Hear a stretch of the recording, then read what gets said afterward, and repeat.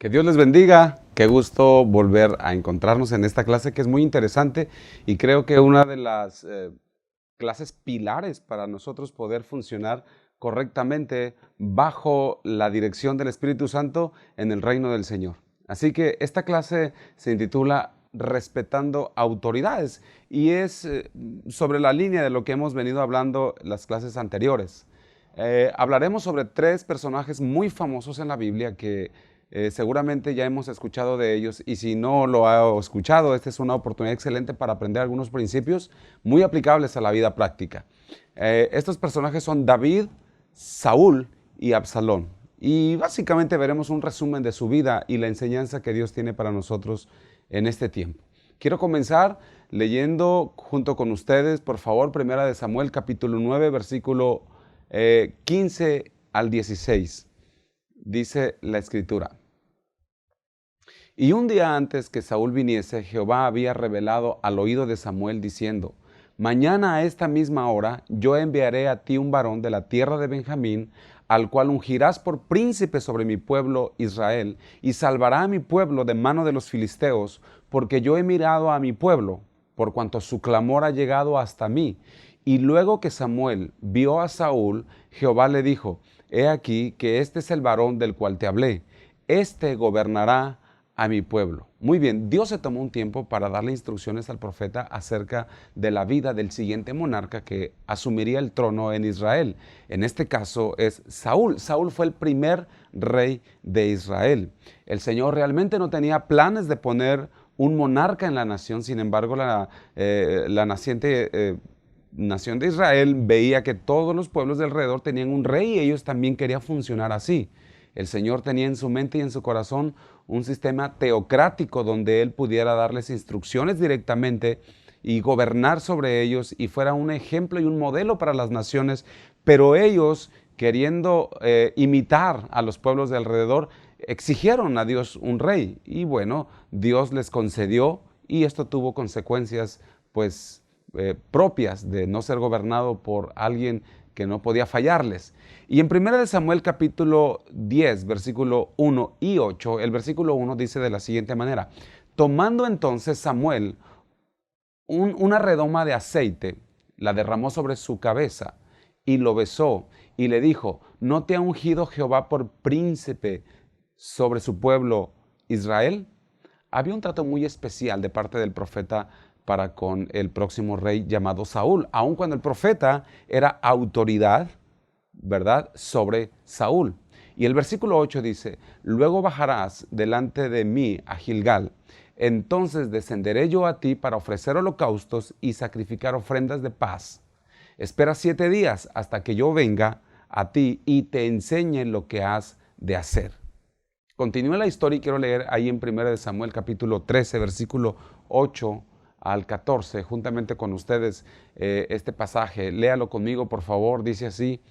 Y él esperó 7 días conforme al plazo que Samuel había dicho, pero Samuel no venía a Gilgal y el pueblo se le desertaba. Entonces dijo Saúl, traedme holocausto y ofrenda de paz, y ofreció el holocausto. Los holocaustos no eran tarea de un rey, eran tarea de un sacerdote, eran tarea de un profeta. Entonces, se llega el séptimo día, se llega el día de plazo y el problema de este rey Saúl fue que se desesperó porque la autoridad, quien debería de iniciar este holocausto, no llegaba. Dios no lo había puesto a él como sacerdote. Y no haber llegado a tiempo fue error de Samuel, error de la autoridad. Pero eso no justificaba el error de Saúl. Saúl tenía que esperar y tenía que sujetarse aún sobre un error de su autoridad. Su autoridad tenía que dar cuentas de su error, pero eso no lo justificaba a él tomar una iniciativa de un lugar que no le correspondía. Versículo 10 dice, y cuando él acababa de ofrecer el holocausto, he aquí Samuel que venía, y Saúl salió a recibirle para saludarle. Es decir, por unos cuantos minutos, este hombre pierde todo un reinado. Recién había terminado de ofrecer los holocaustos y los sacrificios cuando de pronto va llegando precisamente su autoridad delegada por Dios para este trabajo. Va llegando Samuel. Versículo 11 dice, entonces Samuel dijo, ¿qué has hecho? Y Saúl respondió, pues porque vi que el pueblo se me desertaba y que tú no venías dentro del plazo señalado y que los filisteos estaban reunidos en Micmas. Lo que Saúl estaba diciendo, vi la situación, vi lo que estaba ocurriendo y tuve que actuar yo.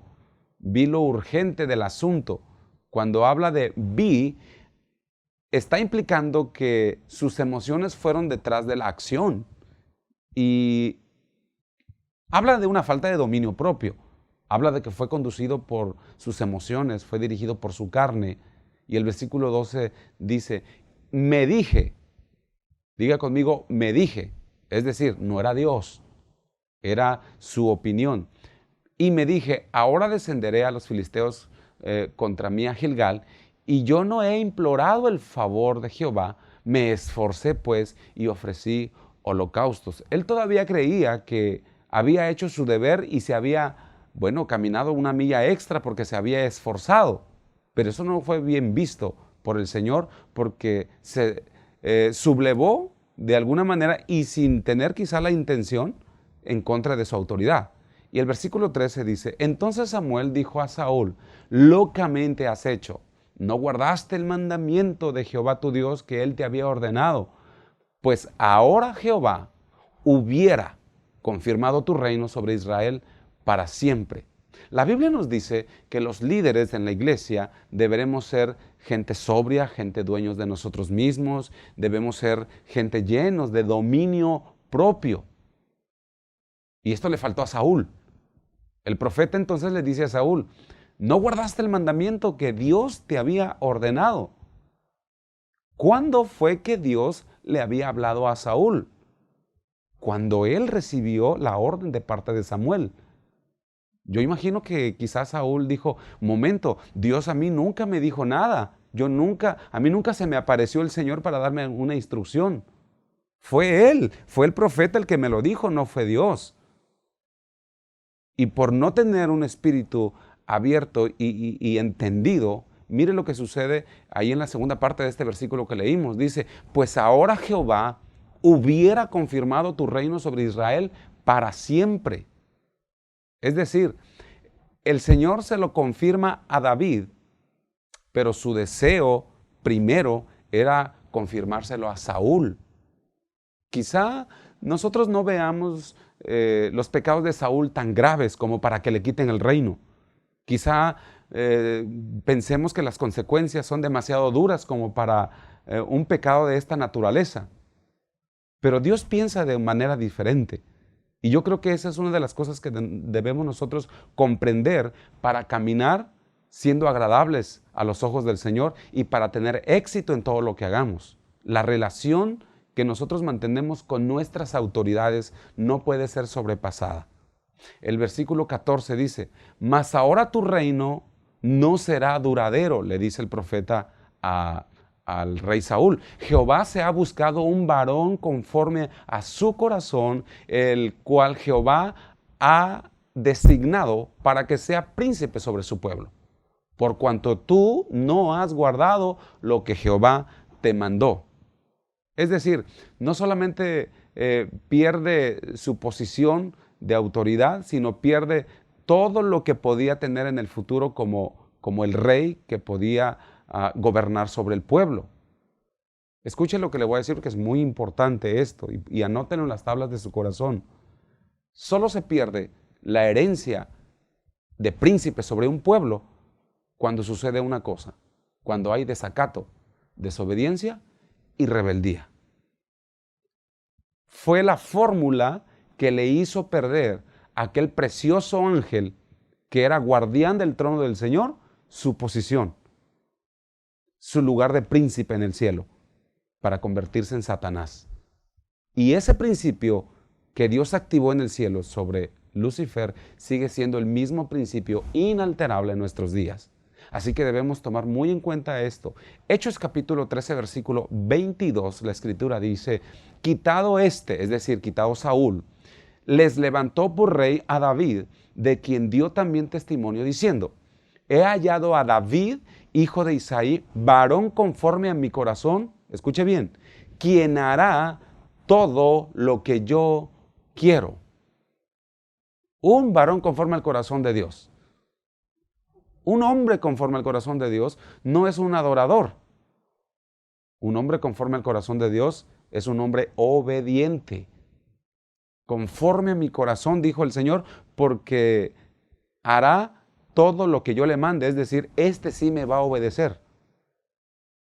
No obedeció y perdió todo el reinado. Perdió el trono. Ahora veamos la vida de David, el elegido. El que tomaría el lugar de este hombre que había sido destituido. Primera de Samuel capítulo 16, versículo 12 y 13 dice así. Envió pues por él y le hizo entrar. Y era rubio, hermoso de ojos y de buen parecer. Entonces Jehová dijo, levántate y úngelo, porque este es.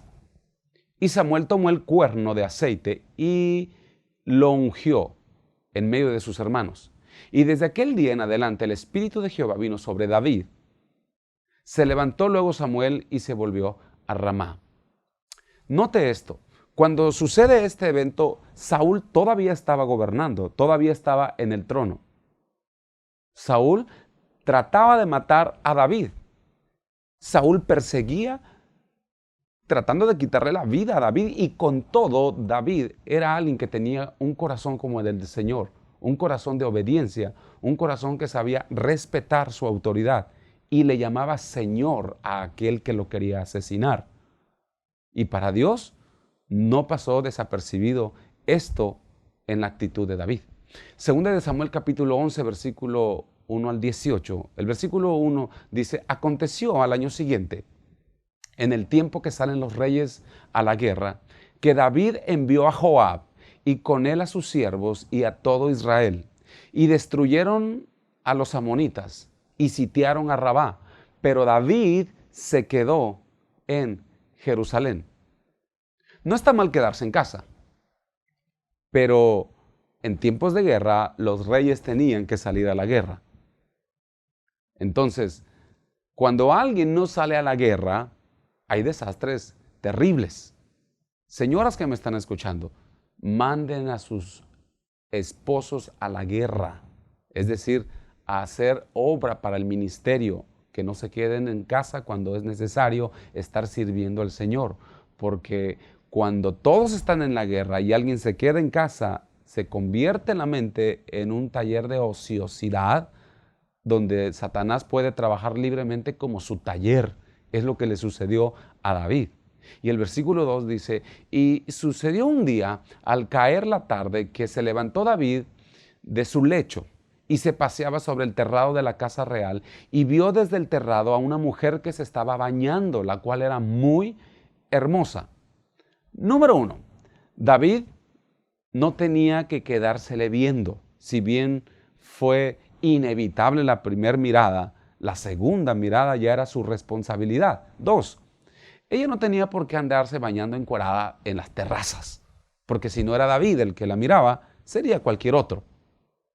Y dice el siguiente versículo 13, envió David a preguntar por aquella mujer y le dijeron, aquella es Betsabé, hija de Eliam, mujer de Urías Eteo. Y envió David mensajeros y la tomó. Y vino a él, y él durmió con ella. Luego ella se purificó de su inmundicia y se volvió a su casa.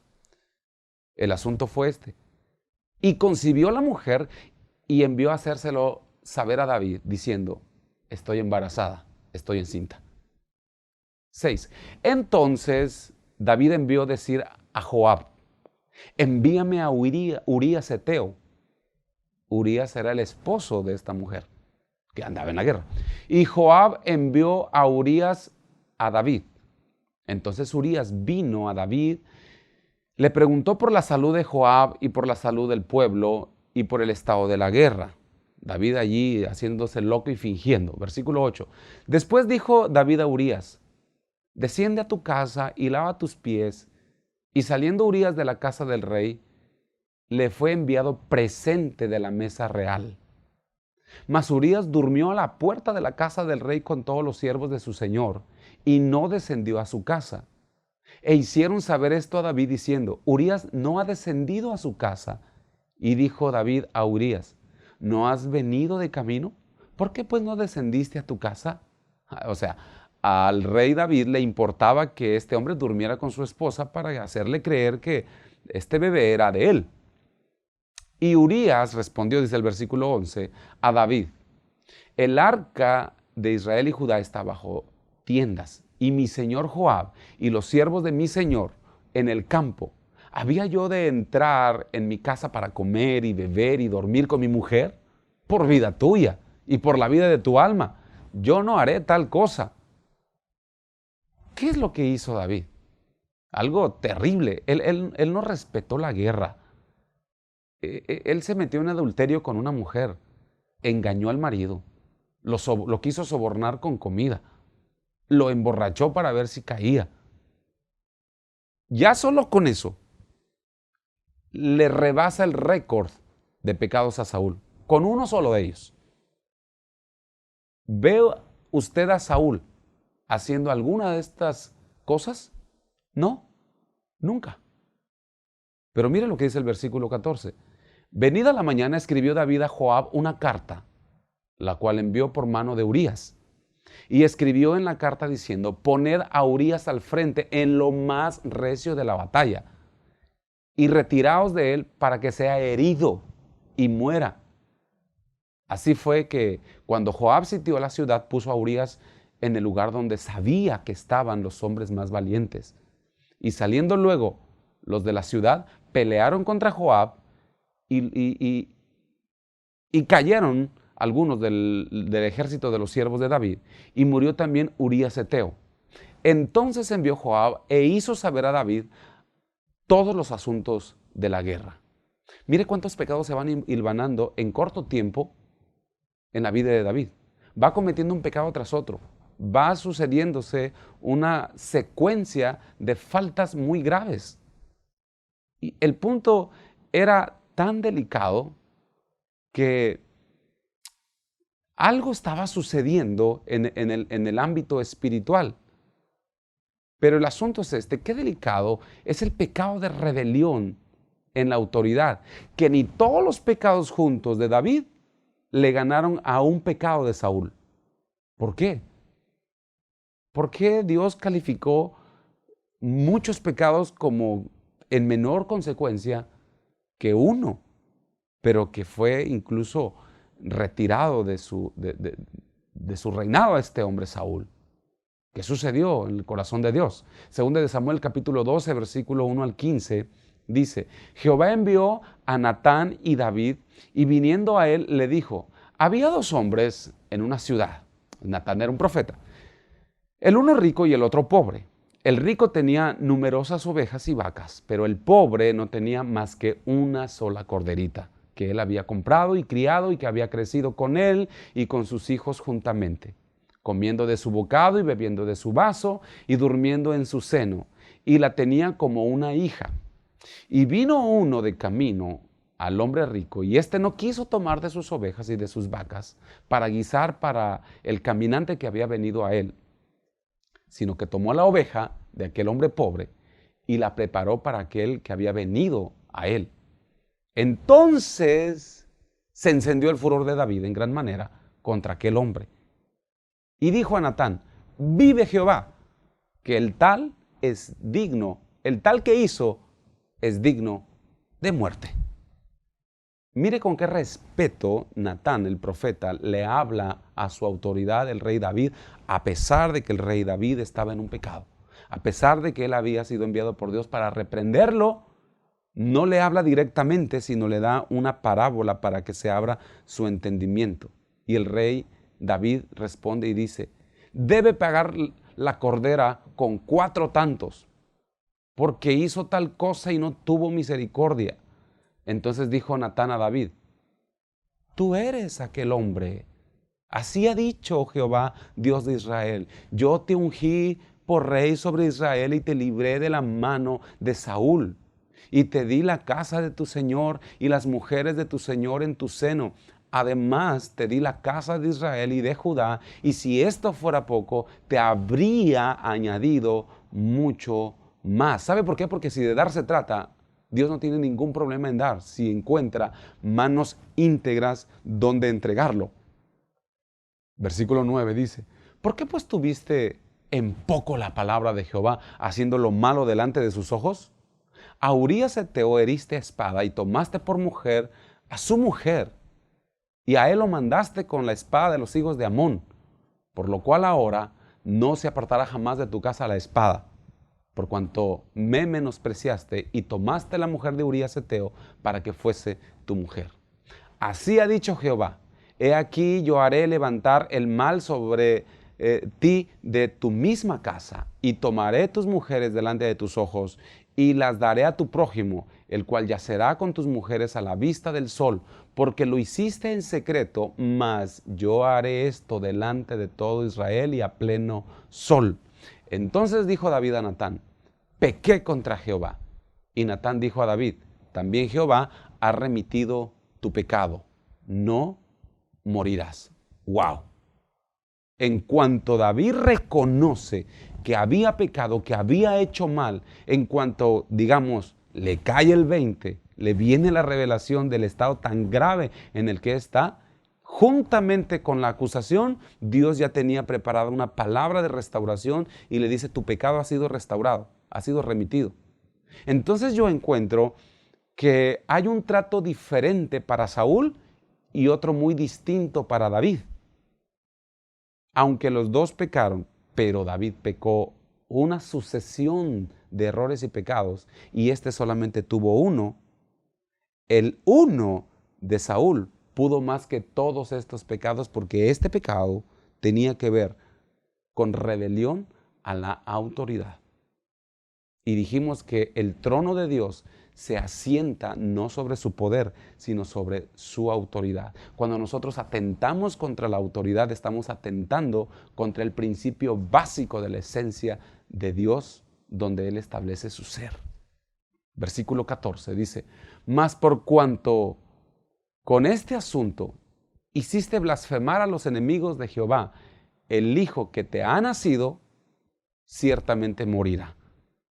Y Natán se volvió a su casa. Es decir, sí hubo consecuencias, pero no las que tuvo este otro hombre. Dice la Biblia que muere el hijo, y aunque toda su vida tuvo que vivir por la espada, es decir, todo su reinado fue de mucha violencia, el Señor no le quitó el reinado. El Señor lo dejó gobernando, porque Él necesitaba un hombre que entendiera lo que era la autoridad. Nadie puede gobernar a otros si él no se permite ser gobernado por una autoridad mayor. Y esto no fue lo que se encontró en Saúl. Y aunque David tenía muchos pecados, Dios prefirió dejar a David porque era un hombre que podía entender la cuestión de la autoridad. Si usted y yo fuéramos, digamos, los jueces, con toda seguridad que quitamos a David y dejamos a Saúl. Con toda seguridad que justificaríamos a Saúl por lo que hizo y diríamos, pobrecito, es que estaba desesperado, pues es comprensible, es justificable, el pueblo no podía más y encima pues Saúl no llegó a tiempo y pues ¿qué tenía que hacer? Lo entendemos. David, no, ese David se acostó con una mujer ajena, la embarazó, mandó matar al marido, intentó sobornar y encubrir el hecho. Honestamente, ¿usted a quién quitaría? ¿O a quién le dan ganas que hubieran quitado? Bueno, es extraño, pero Dios hizo exactamente lo contrario. Dentro de esta historia hay otro personaje llamado Absalón. ¿Sabía usted que nunca David trató a Saúl como Absalón su hijo lo trató a él? Siendo que David no tenía ningún parentesco alguno con Saúl y Absalón sí era hijo suyo. David fue capaz, por entender lo que es la autoridad, respetar más a un extraño que Absalón a su propio padre. ¿Tenía necesidad Absalón de tratar mal a David, siendo que él era el heredero del trono de su padre? De ninguna manera. ¿Era David heredero del trono de Saúl? No, el heredero era Jonatán, el heredero legal era Jonatán. Sin embargo, Absalón no tenía que derrocar a su padre del trono para él ocuparlo. Él era el heredero de todo lo que tenía su padre. Ojo con esto, es muy importante. Hay personas a quienes con un corazón como el de Absalón no le es suficiente la autoridad delegada. Y mire lo que dice en 2 de Samuel capítulo 15, versículo 1 al 14. Aconteció después de esto que Absalón se hizo de carros y caballos y 50 hombres que corriesen delante de él. Y se levantaba Absalón de mañana y se ponía a un lado del camino junto a la puerta, y a cualquiera que tenía pleito y venía el rey a juicio, Absalón lo llamaba y le decía: ¿de qué ciudad eres? Y él respondía: tu siervo es de una de las tribus de Israel. Entonces Absalón le decía: mira, tus palabras son buenas y justas, mas no tienes quien te oiga por parte del rey. Y decía Absalón: ¿quién me pusiera por juez en la tierra para que viniesen a mí todos los que tienen pleito o negocio, que yo les haría justicia? Y aconteció que cuando alguno se acercaba para inclinarse a él, él extendía la mano y lo tomaba y lo besaba. De esta manera hacía con todos los israelitas que venían al rey a juicio. Escuche bien. Y así robaba Absalón el corazón de los de Israel. Cuando un líder en la iglesia sale de la iglesia a abrir su propia iglesia porque Dios le dijo que lo hiciera, realmente no se está robando ovejas. Según lo que entendemos aquí, se está robando corazones. Hay gente que está a la búsqueda de gente que se siente con una injusticia sobre ellos para jalárselos y ponerle un poquito de pomadita, consolarlos, darles por su lado y hacerles creer que él podría ser su Mesías. Lo mismo hizo Saúl precisamente. Versículo 7 dice: al cabo de 4 años aconteció que Absalón dijo al rey: yo te ruego que me permitas que vaya a Hebrón a pagar mi voto que he prometido a Jehová, porque tu siervo hizo voto cuando estaba en Jesús en Siria, diciendo: si Jehová me hiciere volver a Jerusalén, yo serviré a Jehová. Y el rey le dijo: ve en paz. Y él se levantó y fue a Hebrón. Entonces envió Absalón mensajeros por todas las tribus de Israel, diciendo: cuando oigáis el sonido de la trompeta, dirás: Absalón reina en Hebrón. Y fueron con Absalón 200 hombres de Jerusalén, convidados por él, los cuales iban con su sencillez, sin saber nada. Eran inocentes, pues. 12. Y mientras Absalón ofrecía los sacrificios, llamó a Aitofel Gilonita, consejero de David y de su ciudad de Gilo. Y la conspiración se hizo poderosa y aumentaba el pueblo que seguía a Absalón.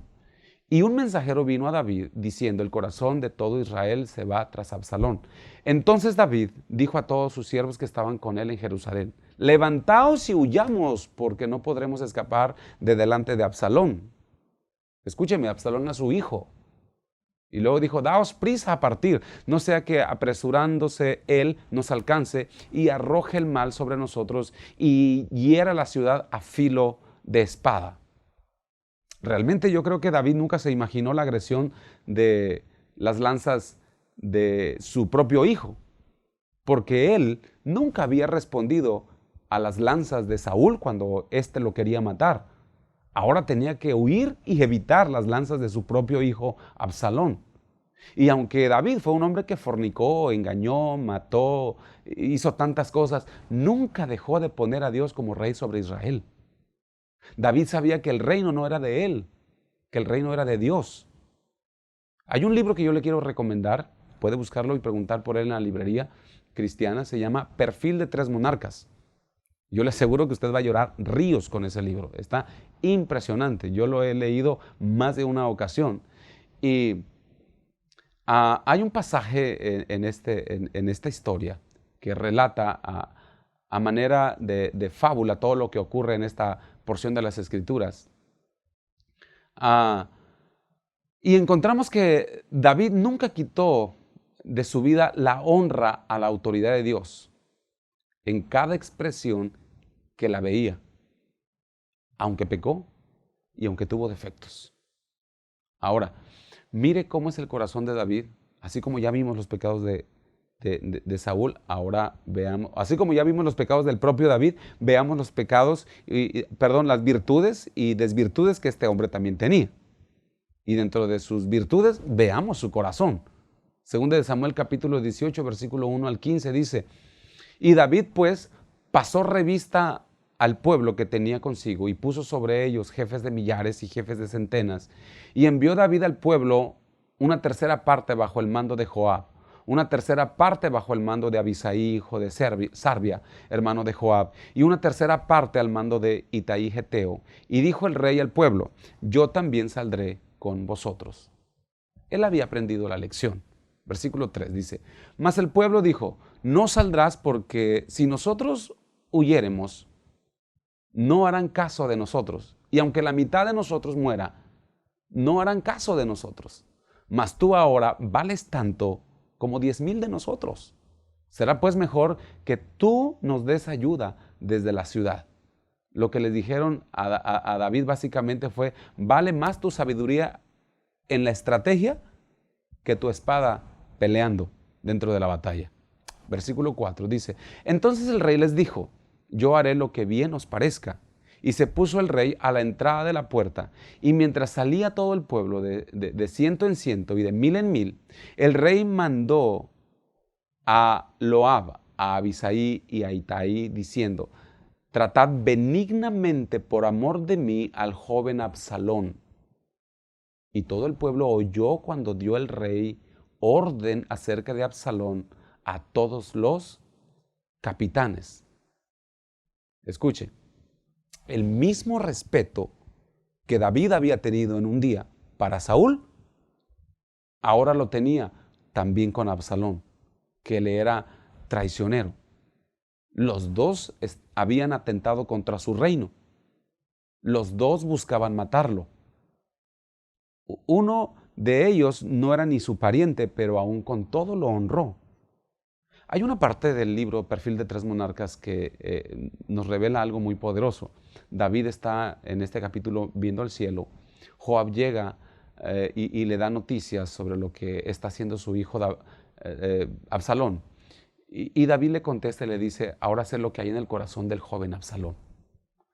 Y Joab le dice, bueno, pues nosotros podemos mandar matarlo y así acabamos con el problema. Y David le dice, no. Quizá Dios se ha dado cuenta que yo no soy suficientemente digno para ser rey y quiera levantar a otro. Entonces Joab le dice, no, mi rey, enfrentémoslo con las armas. Y David le responde y le dice, no, cuando fui joven no aventé lanzas a nadie y ahora que soy viejo no aprenderé a hacerlo. ¡Wow! Ciertamente David cometió un pecado de abuso de autoridad. Él dijo, bueno, como soy el rey, que se vayan todos a la guerra, yo me quedo en casa, veo a esa mujer, tráiganmela, te acuestas conmigo, mandan llamar al marido una vez que ella está embarazada, lo manda a la batalla y le dice al marido me lo ponen en un lugar de peligro. Todo eso estuvo muy mal, pero cuando David vuelve en sí, jamás cometería el mismo pecado. Y aún estaba dispuesto a que el reino se dividiera y aún él perder el reino. Pero a lo que no estaba dispuesto era cometer el mismo pecado. Estaba dispuesto a abdicar el reino, estaba dispuesto a dejar el trono, pero no estaba dispuesto a volver a caer en el mismo pecado. Entonces David dice, por amor a mí, respeten a mi enemigo. Sin embargo, Joab, que era el general del ejército de David, se quedaría sin chamba y comenzó a odiar en su corazón a Absalón. Versículo 6 dice, salió pues el pueblo al campo en contra de Israel y se libró la batalla en el bosque de Efraín. Y ahí cayó el pueblo de Israel delante de los siervos de David y se hizo allí en aquel día una gran matanza de 20,000 hombres. Y la batalla se extendió por todo el país y fueron más los que destruyó el bosque aquel día que los que destruyó la espada. Y se encontró Absalón con los siervos de David, e iba Absalón sobre un mulo. Y el mulo entró por debajo de las ramas espesas de una gran encina y se le enredó la cabeza en la encina. Y Absalón quedó suspendido entre el cielo y la tierra, y el mulo en que iba pasó delante. Viéndolo uno, avisó a Joab diciendo: he aquí que he visto a Absalón colgado de una encina. Es decir, le dieron aviso a Joab. Joab era el hombre de confianza. Joab era el hombre leal a David. Joab era el general de los ejércitos de David. Y dice, y Joab respondió al hombre que le daba la noticia: y viéndolo tú, ¿por qué no le mataste luego allí echándole a tierra? Me hubiera placido darte 10 siclos de plata y un talabarte. El hombre dijo a Joab: aunque me pesaras 1000 siclos de plata, no extendería yo mi mano contra el hijo del rey, porque nosotros oímos cuando el rey te mandó a ti, a Abisaía y a Itai, diciendo: mirad que ninguno toque al joven Absalón. Mire, eso es saber quién tiene la autoridad delante de Dios. Este hombre dijo: cuidado, alguien lo toque. Versículo 13. Por otra parte, habría yo hecho traición contra mi vida, pues que el rey nada se le esconde, y tú mismo estarías en contra. Y respondió Joab: no malgastaré mi tiempo contigo. Y tomando 3 dardos en su mano, los clavó en el corazón de Absalón, quien estaba aún vivo en medio de la encina. Y 10 jóvenes escuderos de Joab rodearon e hirieron a Absalón y acabaron de matarle. Le pregunto, ¿terminó mal Absalón? Sí. ¿Terminó mal Saúl? Sí. Ahora quiere ver cómo termina David. Usted no necesita una gran revelación, una gran prédica para saber que Dios le está hablando a través de esta escritura. Segunda de Samuel, capítulo 29, versículo 26 al 28, dice las escrituras: y los levitas estaban con los instrumentos de David, y los sacerdotes con trompetas. Entonces mandó Ezequías sacrificar el holocausto en el altar, y cuando comenzó el holocausto, comenzó también el cántico de Jehová, con las trompetas y los instrumentos de David, rey de Israel. Y toda la multitud adoraba, y los cantores cantaban, y los trompeteros sonaban las trompetas. Todo esto duró hasta consumirse el holocausto. Salomón es hijo de David y de Betsabé. Y dice la Biblia que precisamente este Salomón es parte del linaje de Jesús. Es una historia un tanto rara. Dios, tenemos que entender algo, fue capaz de levantar el reino con el hijo de la misma mujer con la que había pecado, pero no permitió a Absalón tocar el trono sentado en una rebeldía, sentado en una actitud que estaba en contra de la autoridad. ¿Por qué? Es muy sencillo. A Dios no le conviene que ninguna autoridad que se rebele en contra de otra autoridad permanezca, porque echan a perder los principios donde se fundamenta su propio reino. Dios prefirió perdonar las cosas que hizo David que conservar el liderazgo de Saúl o de Absalón. Es por eso que una iglesia que se organiza o que nace de una división de otra, o de un desacuerdo, un grupito de hermanos que sale junto con un líder a abrir su propia iglesita y sale de una ruptura, de una división, de un desacuerdo, sin la bendición, sin la autoridad y sin la cobertura, llega a ser una iglesia bastarda.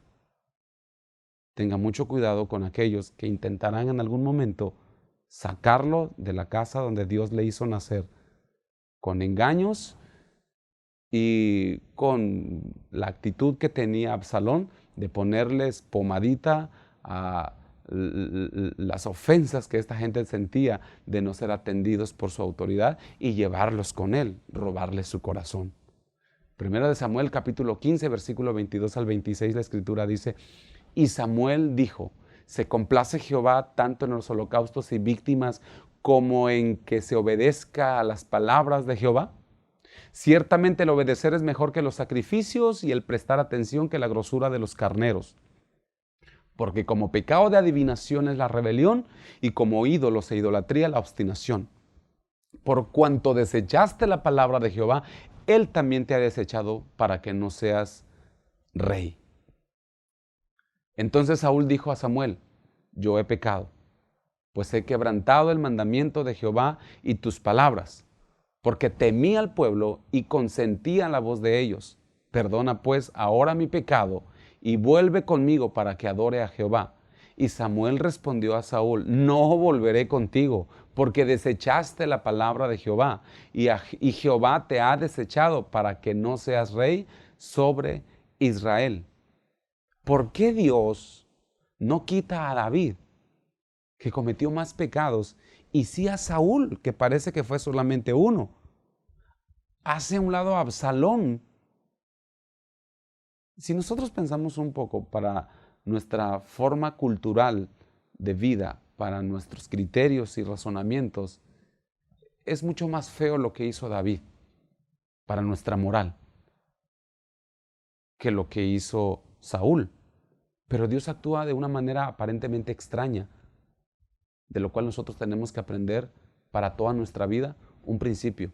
Escuche bien, no es lo mismo pecar hacia abajo que pecar hacia arriba. No es lo mismo. Dios nunca trata igual estos dos tipos de faltas.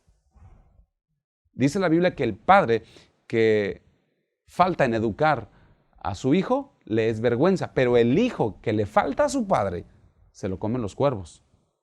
Son dos cosas, son dos consecuencias muy opuestas, muy distintas. No es lo mismo uno que otro. Todo lo que David hizo, sin duda que fue terrible, y con todo Dios lo confirma en el reinado.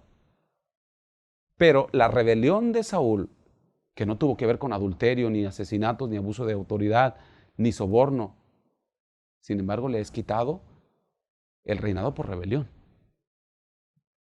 Lo que parece tan sencillo, finalmente le cuesta el reino que estaba a punto de confirmar al Señor para siempre. Y Absalón se levanta también contra la autoridad para contender y dividirle el reino a su padre, su autoridad, y termina colgado de una rama. Se da cuenta de la gravedad.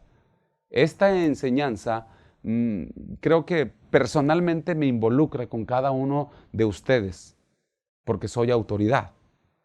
Así que yo le pido a Dios que nunca me vea cometiendo abuso de autoridad. Pero pido también que ninguno de ustedes pequen contra lo establecido por lo que Dios ha puesto por el bien de todos. Escuche bien, no es lo mismo que su líder se lo haga a usted a que usted se lo haga a su líder. Quizá usted diga: es injusto, no se vale.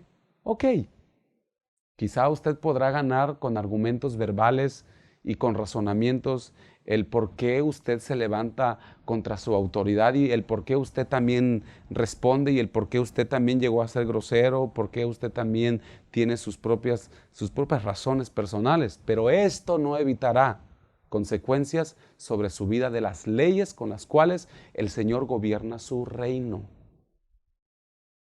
¿Algún líder hizo algo injusto contra usted?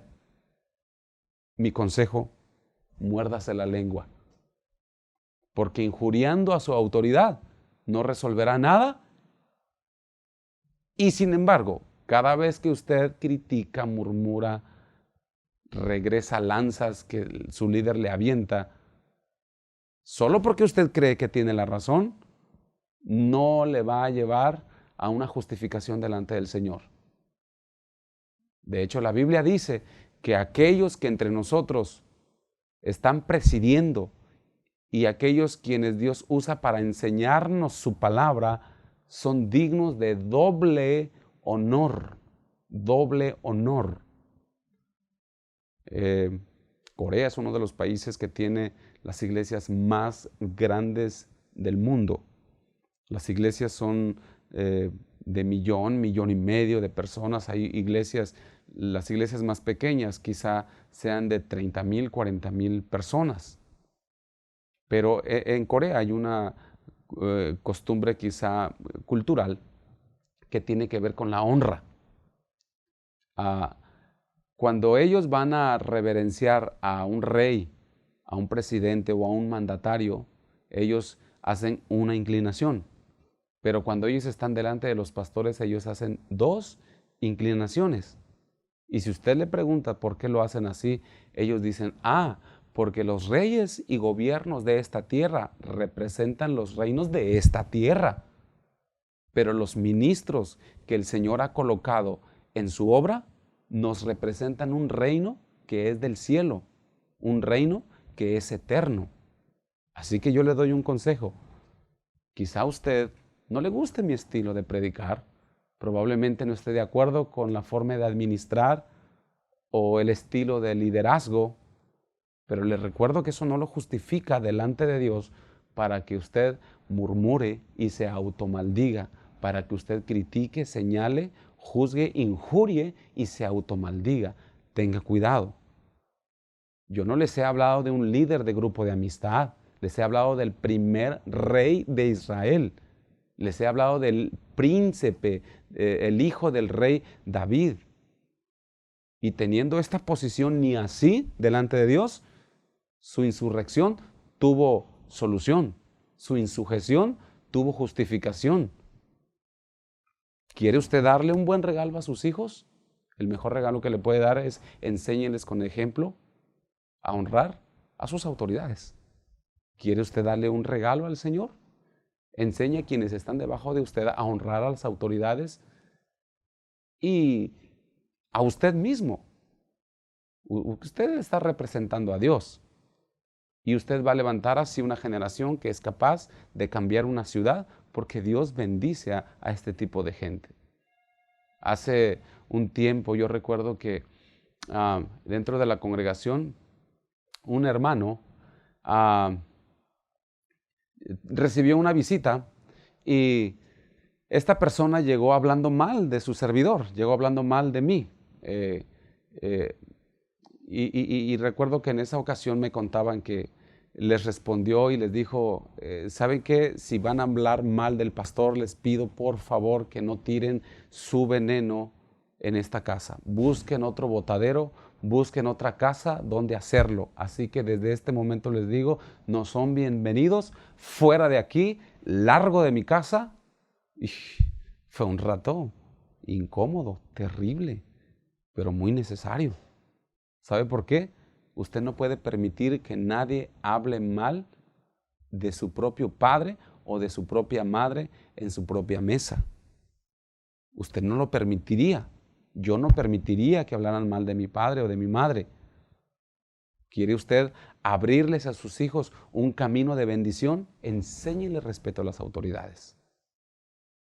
Cuando ellos estén inconformes, no se convierta en un verdugo de su bendición poniéndose de su lado, aunque se trate de una injusticia. Trágueselo y enséñele sujeción. Es el mejor momento para aprender a sujetarse porque está siendo probada nuestra actitud de sujeción y de obediencia. Esto yo lo aprendí con mis padres.